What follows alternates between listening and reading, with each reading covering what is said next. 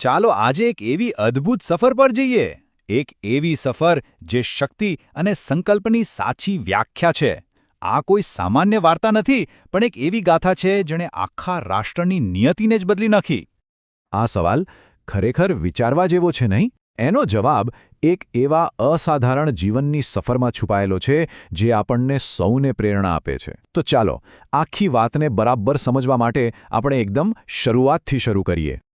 તો આ વાર્તાની શરૂઆત થાય છે એક નાના તરસ્યા છોકરાથી જેનું નામ હતું ભીમરાવ. ભીમરાવનો જન્મ એક એવા સમય અને સમાજમાં થયો હતો જ્યાં એમનું બાળપણ, તમે વિચાર કરો, અત્યંત મુશ્કેલીઓ અને અપમાનથી ભરેલું હતું. અરે, શાળામાં પણ એમને બીજા બાળકો સાથે બેસવાની મનાઈ હતી. જરાક વિચાર તો કરો, એક નાનકડા બાળક માટે આ કેટલું દુઃખદ અને અપમાનજનક હશે. આ કોઈ સામાન્ય પીડા નહોતી. આ એક એવી વેદના હતી જેણે એમના મન પર ઊંડી છાપ છોડી દીધી. પણ કદાચ એમને પણ ખબર નહોતી કે આ જ પીડામાંથી એક આખી ક્રાંતિનો જન્મ થવાનો છે. પણ ભીમરાવે હાર ન માની. એમણે નક્કી કર્યું કે પોતાની પરિસ્થિતિને પોતાની નિયતિ નહીં બનવા દે. અને પછી એમણે એક એવો નિર્ણય લીધો જેણે બધું જ બદલી નાખ્યું. આ ખાલી શબ્દો નહોતા, સમજા? આ તો એક પ્રચંડ સંકલ્પ હતો, એક આગ હતી. અને બસ આ જ નિર્ણય સાથે ભીમરાવે પોતાના જીવનની દિશા એકદમ સ્પષ્ટ કરી લીધી.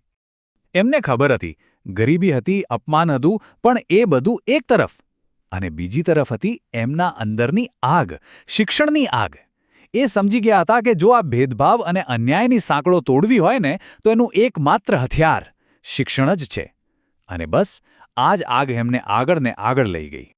અને જુઓ, આ શિક્ષણની આગે એમને ક્યાંથી ક્યાં પહોંચાડ્યા. એ માત્ર એક ગામ કે શહેર પૂરતા સીમિત ન રહ્યા, પણ સીધા જ દુનિયાના મંચ પર પહોંચી ગયા. મતલબ કે ગમે તેવી મુશ્કેલીઓ આવી પણ એમણે હાર ન માની. ઉચ્ચ અભ્યાસ માટે વિદેશ ગયા. અમેરિકાની કોલંબિયા યુનિવર્સિટી હોય કે પછી લંડન સ્કૂલ ઓફ ઇકોનોમિક્સ, દુનિયાની શ્રેષ્ઠ સંસ્થાઓમાં એમણે અભ્યાસ કર્યો. ખરેખર એમના જ્ઞાનની તરસ અપાર હતી. અને હવે જુઓ, એ જ ભીમરાવ, જેમને એક સમયે લોકો અસ્પૃશ્ય માનતા હતા, એ જ વ્યક્તિ આજે પોતાની બુદ્ધિ અને જ્ઞાનના જોરે ભારતના સૌથી સન્માનિત વ્યક્તિઓમાંના એક બની ચૂક્યા હતા.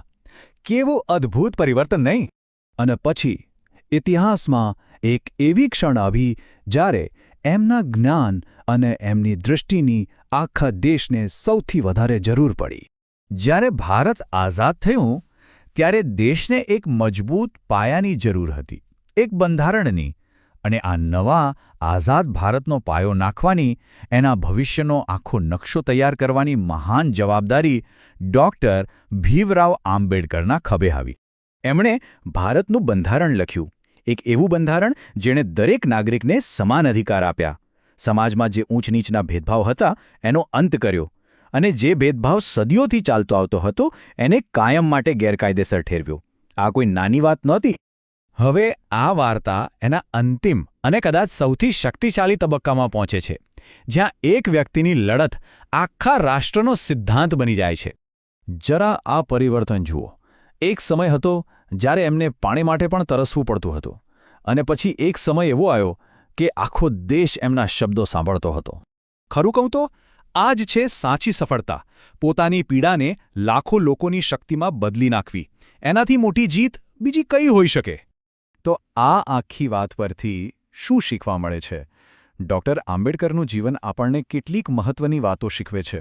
પહેલું, કે પરિસ્થિતિ ગમે તેવી હોય, સપના હંમેશા મોટા રાખો. બીજું, કે શિક્ષણ એ સૌથી મોટી તાકાત છે. અને ત્રીજું, કે જો મનમાં નક્કી કરી લો અને હાર ન માનો તો દુનિયાની કોઈ તાકાત તમને રોકી શકતી નથી. તો અંતમાં બસ આ એક સવાલ: જો ભીમરાવ જેવી પરિસ્થિતિમાંથી બહાર આવીને કોઈ વ્યક્તિ આખા દેશનું ભાગ્ય લખી શકે, તો પછી એવી કઈ પરિસ્થિતિ છે જે ખરેખર આપણા સપનાઓને આડે આવી શકે છે? વિચારવા જેવી વાત છે, ખરું ને?